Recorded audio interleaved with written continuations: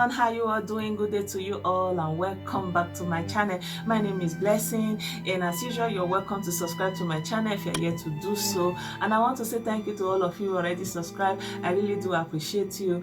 Thank you so much. So this video is about the story of a Nigerian woman, young lady, with other young ladies who were trafficked from Nigeria to Lebanon. These young women were promised jobs. They were promised that they were going to teach English, that those people, they need people that will teach English, and so they bought into the lie and they went there. Lo and behold, it was slavery. They were going to be doing housework, all kinds of things, and they don't have control of their lives anymore. They take their passports, they become slave.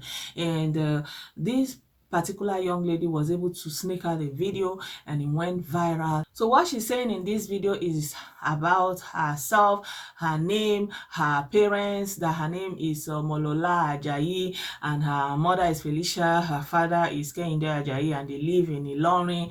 Ilorin is a city in the southwest of Nigeria, and they are from Osun State of Nigeria, and she has been lured into slavery by a family friend that came to them and told them that there is something, there's job offer for teaching English, and she went for it because she has a 3-year-old. She's a single mom and she was looking for means to earn a living, but that's not what she got when she went there. And she's under bondage. She said the person that is there is an old man, and he keeps trying to have his way with her, and she's afraid that she might push too hard and end up killing the man, and she will be executed. And she also says when she's sick, they don't treat them, and some other people that came with them on this trip have already died, and she's crying out for help, that she doesn't want to die. And she went on to say that she really hopes that she'll get to see her daughter again. And this video went viral, and the police are onto it, and they were able to capture the traffickers. Yeah, something else she said in the video is that she called the agent that linked her to the traffickers, and they didn't pick their number, they didn't pick their phone, and they blocked her, so she had no access. And she told the people she was working with that she doesn't want to work for them anymore, she wants to go home. And they said, you can't go, we paid already for your life to the people, so you now belong to us. And so she's crying for help, and she said they took her phone from her, but fortunately for her, she knew where they kept the phone, so she could sneak it and use it and make this video. And thankfully, the help has gone to her, and these traffickers have been captured by the police, and they are now in police custody. One is a Lebanese citizen and the other two are Nigerians.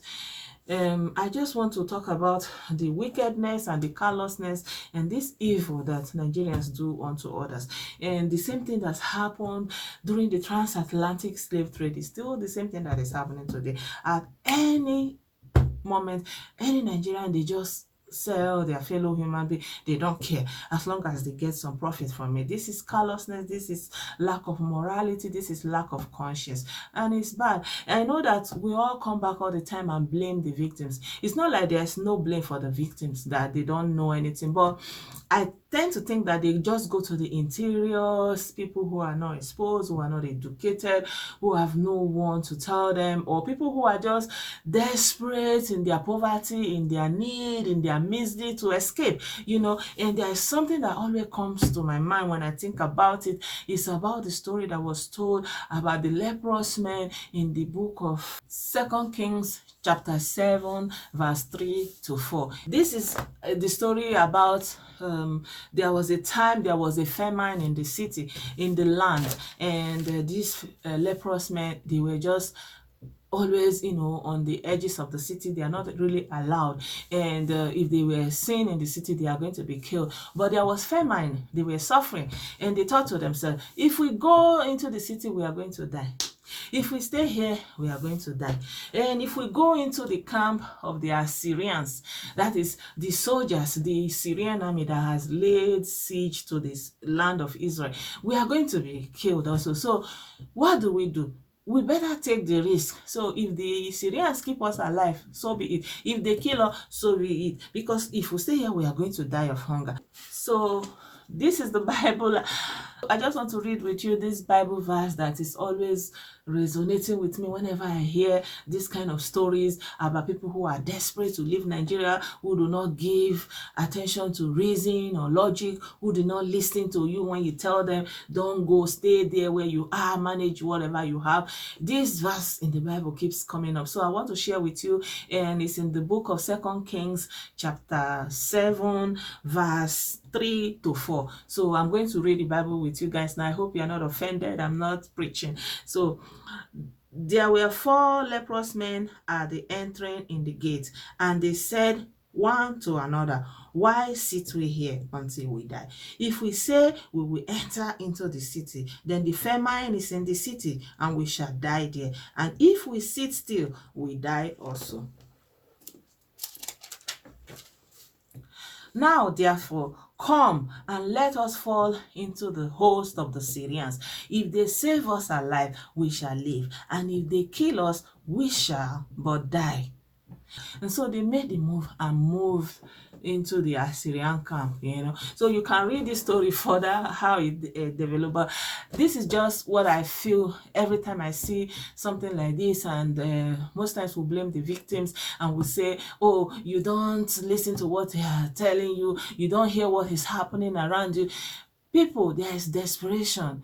There is desperation, and a lot of things can kill people there. Maybe Boko Haram, maybe killer herdsmen, maybe hunger, no welfare, a country that is selling oil, and an oil-producing country has no welfare for the citizen, no help from the government. The government does nothing for the citizens, absolutely nothing. You are on your own. So if you're going to die, why not die any other place? Anyway, at least you can say you died trying. So this is how I see it, and I feel that it is really sad that Nigerians in this day and age can still go ahead and trick their fellow Nigerian citizens and sell them into slavery because of the hardship that they are going into, just so that they can have a few benefit. We used to hear about those kings and all those people that sold people because of gun or mirror. It's the same thing. How much is it that you are going to earn? And then you will be hungry again, and you continue to recruit people and sell just for benefit. This is evil. This is wickedness. I think that Nigerians, we need to search our hearts.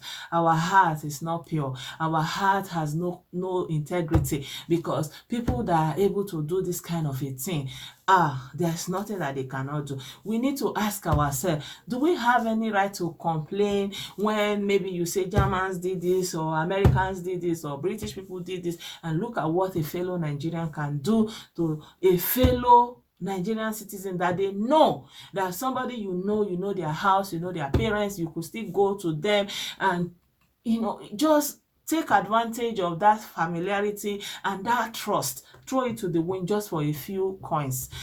So I'm just glad that they have been caught and they are going to be going to jail. Hopefully, I hope that the case is not dismissed, but I'm really glad that this young lady is going to be rescued. So yeah, thank you so much for watching. I hope that you like the video. What do you think about this kind of crime, this kind of greed, this kind of evil among Nigerians that keep selling their people, even in Libya, all over Europe? We hear about this crisis, we hear about this trafficking and slavery.